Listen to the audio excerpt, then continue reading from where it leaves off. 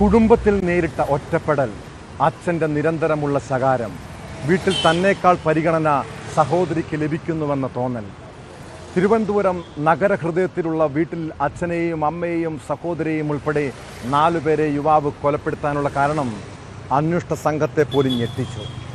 ശരീരത്തിൽ നിന്ന് ആത്മാവിനെ മോചിപ്പിക്കുന്ന ആസ്ട്രൽ പ്രൊജക്ഷൻ നടപ്പാക്കാൻ വേണ്ടി ഉറ്റവരെ കൊലപ്പെടുത്തിയെന്ന മൊഴി കേസിൽ നിന്നും രക്ഷപ്പെടാനുള്ള പ്രതിയുടെ തന്ത്രമായിരുന്നു. ജയിലിൽ വെച്ച് താൻ മാതാപിതാക്കളുമായി സംസാരിക്കാറുണ്ടെന്നും സാത്താൻ സേവ പരിശീലിച്ച തനിക്ക് ആത്മാക്കളുമായി സംസാരിക്കാൻ കഴിയുമെന്ന ഇയാളുടെ അവകാശവാദങ്ങളും ദുരൂഹത നിറഞ്ഞതാണ്.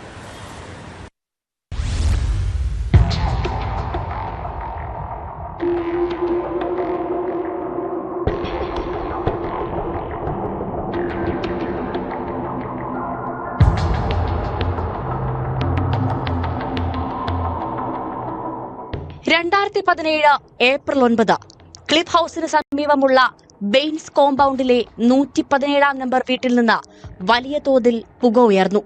വീടിന് തീ പിടിച്ചതാകാമെന്ന് കരുതി പ്രദേശവാസികൾ ഓടിക്കൂടി.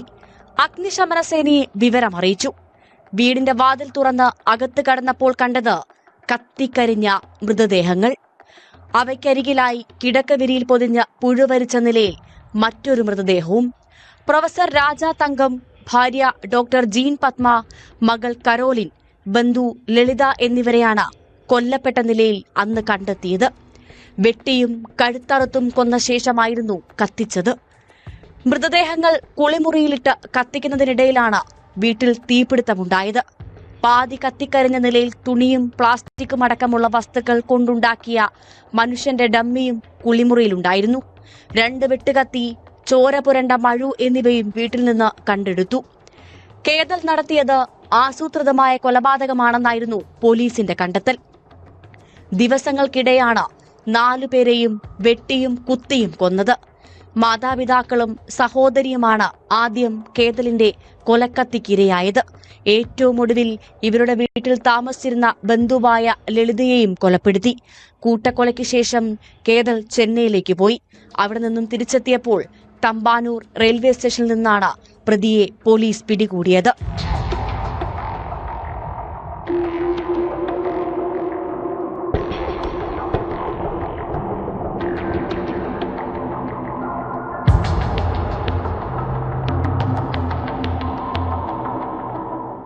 നഗരമധ്യത്തിലുള്ള നന്ദൻകോട് താമസിച്ചിരുന്ന പ്രൊഫസർ രാജ തങ്കവും കുടുംബവും സമ്പന്നരായിരുന്നു.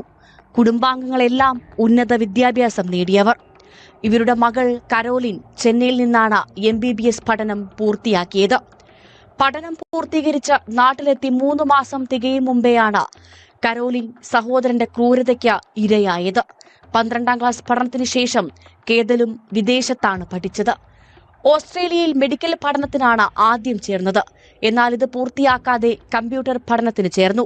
ഇത് മാതാപിതാക്കൾക്ക് താല്പര്യമുണ്ടായിരുന്നില്ല. വിദേശത്ത് മെഡിക്കൽ പഠനത്തിന് അയച്ചിട്ടും അത് പൂർത്തിയാക്കാതെ വന്നതും മാതാപിതാക്കൾക്ക് ഇഷ്ടമായില്ല. ഇതെല്ലാം വീട്ടിൽ തർക്കങ്ങൾക്ക് കാരണമായിരുന്നു.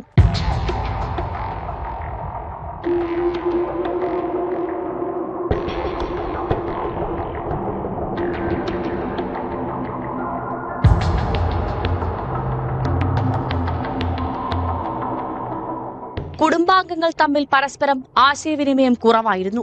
ഒരു വീട്ടിലായിട്ടും ആഹാരം കഴിച്ചോ എന്നുപോലും മെസ്സേജുകളിലൂടെയാണ് പലപ്പോഴും ചോദിച്ചിരുന്നത്. വീടിന്റെ മുകൾ നിലയിൽ മുഴുവൻ സമയവും കമ്പ്യൂട്ടറിന് മുൻപിലാണ് കേതൽ ചെലവഴിച്ചിരുന്നത്. ഇയാൾക്ക് കൂട്ടുകാർ ആരും ഉണ്ടായിരുന്നില്ല. വീട്ടിൽ തന്നെക്കാളേറെ പരിഗണന സഹോദരിക്ക് ലഭിക്കുന്നതായി തോന്നിയതും വൈരാഗ്യത്തിന് കാരണമായെന്നാണ് പോലീസ് പറയുന്നത്. താൻ നിർമ്മിച്ച സോഫ്റ്റ്വെയർ കാണിച്ചു തരാമെന്ന് പറഞ്ഞ് അമ്മയാണ് കേതൽ ആദ്യം വീടിന്റെ മുകൾ നിലയിലേക്ക് കൊണ്ടുപോയി കൊന്നത്. പിന്നാലെ മുകൾ നിലയിലെത്തിയ അച്ഛനെയും മുറിയിലിട്ട് കൊന്നു. ഓസ്ട്രേലിയയിലെ സുഹൃത്തിനോട് സംസാരിക്കാനെന്ന് പറഞ്ഞാണ് സഹോദരിയെ മുറിയിലെത്തിച്ചത്. കൊല്ലപ്പെട്ടവരുടെ തലയ്ക്ക് പുറകിലായിരുന്നു മുറിവ്. മഴു ഉപയോഗിച്ചാണ് പ്രതി കൃത്യം നടത്തിയത്. ഒരാളെ പിന്നിൽ നിന്ന് എങ്ങനെ ആക്രമിക്കാമെന്ന വീഡിയോകൾ ഇയാൾ ഇന്റർനെറ്റിൽ കണ്ടതിനും തെളിവ് ലഭിച്ചിരുന്നു.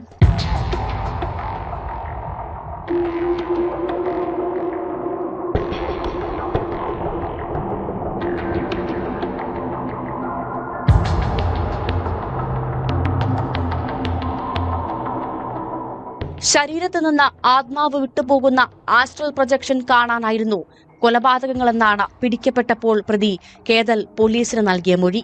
എന്നാൽ ആഭിചാര ക്രിയകളുടെ ഭാഗമാണെന്നതിനുള്ള തെളിവുകളൊന്നും ഉണ്ടായിരുന്നില്ലെന്നും അച്ഛനോടും കുടുംബാംഗങ്ങളോടുമുള്ള വൈരാഗ്യമാണ് കൊലപാതകത്തിന് കാരണമായതെന്നുമാണ് പ്രോസിക്യൂഷൻ കോടതിയിൽ വാദിച്ചത്. കുടുംബാംഗങ്ങളോടുള്ള വിദ്വേഷവും കുടുംബത്തിൽ നേരിട്ട ഒറ്റപ്പെടലുമാണ് കൂട്ടക്കൊലയിലേക്ക് നയിച്ചതെന്നായിരുന്നു പോലീസിന്റെ കണ്ടെത്തൽ.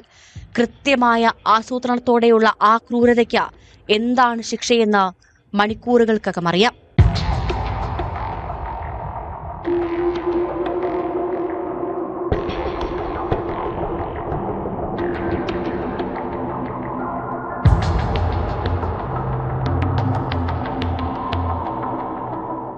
News desk, News 18.